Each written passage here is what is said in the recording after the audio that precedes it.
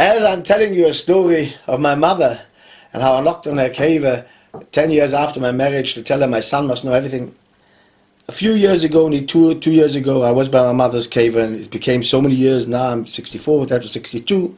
And I said to my mother, do you know, I come to your cave, but I don't really feel anything towards you. I've gone a lot past since my son was born. And I don't feel anything towards you. I don't feel anything towards you. How do I know it? It's all a load of rubbish. Some people say after 50 years there's nothing there anymore, there's nothing where to go, there's no necessity they give you outside.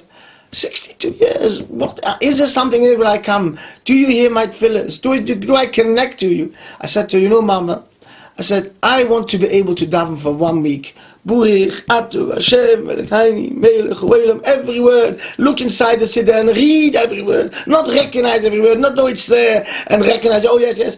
I want to be able to daven properly for 1 week. I have tried so many times to daven properly and pour out my heart to the Rabbi Shalom so many times, and it doesn't work. I can't concentrate properly. Please give me this for 1 week. If this happens for 1 week, I'll know that you're listening to my tefillahs. I didn't ask any money. I didn't ask anything, because that's a load of rubbish. That's total rubbish. That's not the purpose we're here. The money and situations and panosa and all these things in life are just there for you to get more belief in emunah in the Rabbi Shalom. But to get near to the Rabbi Shalom in davening and praying and asking das and atochoinen and asking avodas haTorah and praying and open your heart out to the Rabbi Shalom is really the tachlis of life, and not to talk in the middle of davening, and not to concentrate completely. And I asked her, can I 1 week give me this?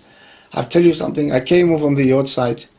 1 week. I've never davened like that since. 1 week I've never davened like that. And I saw, oh, it's not just a Hefgewalt.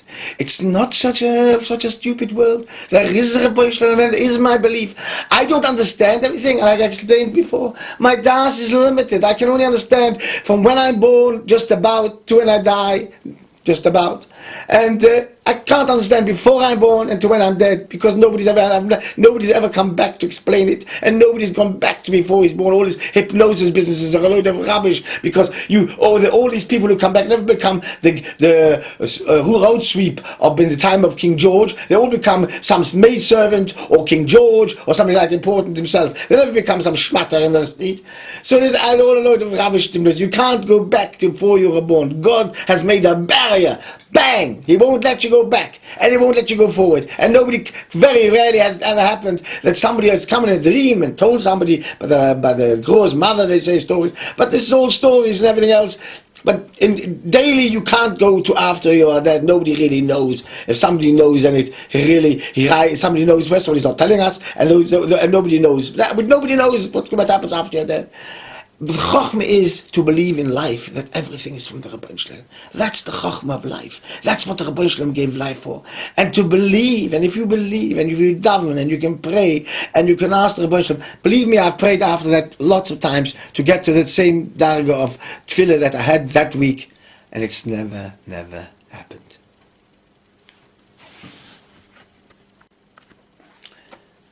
There's something I mentioned about knowing that everything comes from the Rabbi Shalom, knowing that every deed, everything that happens to you needs to happen from the Rabbi Shalom. If somebody insults you, you don't need to get angry. You need to know it comes from the Rabbi Shalom.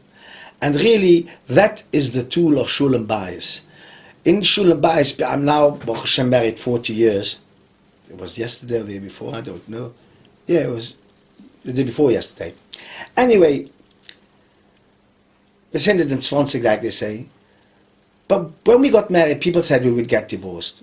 I'm not saying that anybody who knows me knows that, oh, my life is a life of bliss, and they love each other and they get on and everything. No, we're not.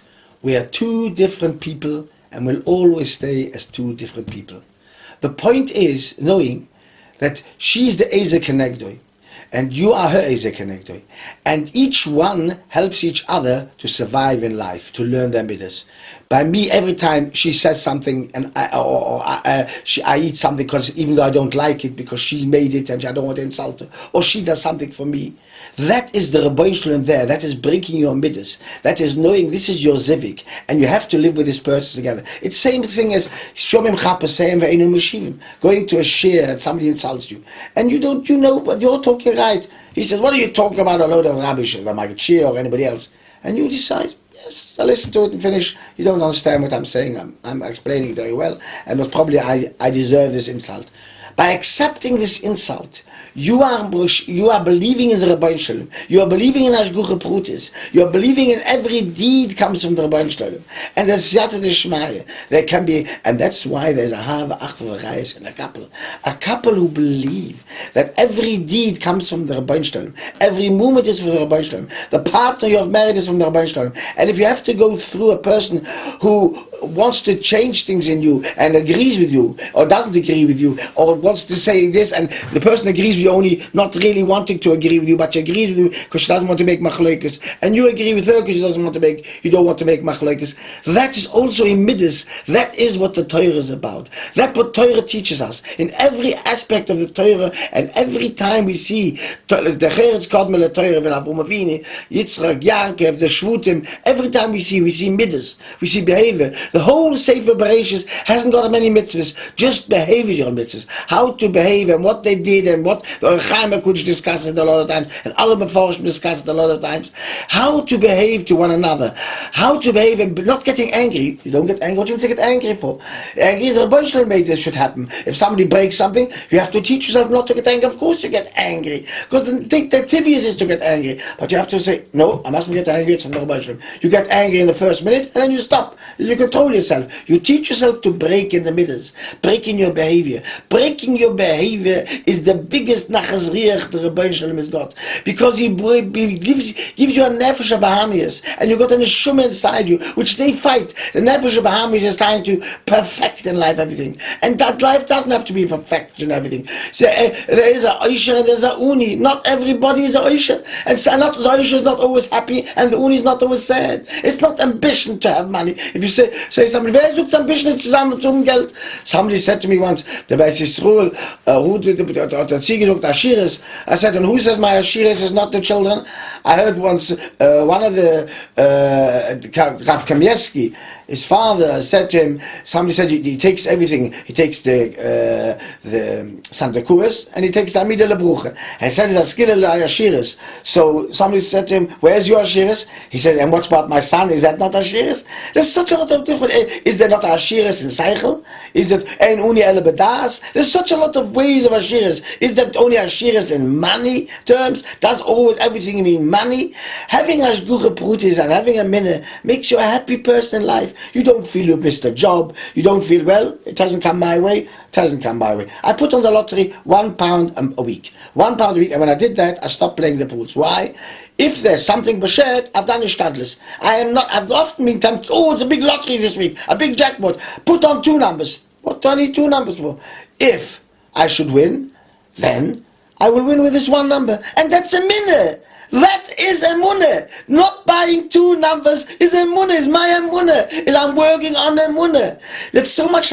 It's so hard to explain. In every aspect of life, there is emunah in Hashem and a belief in God, and you can work on your midas and behavior in every aspect of life. Even in your tavas, if you're eating a plate of chips, and you'll say, right, I'm putting away a quarter of the chips. I don't want the full plate. I'll just eat 2/3 of the chips, and 1/3 I'll put away.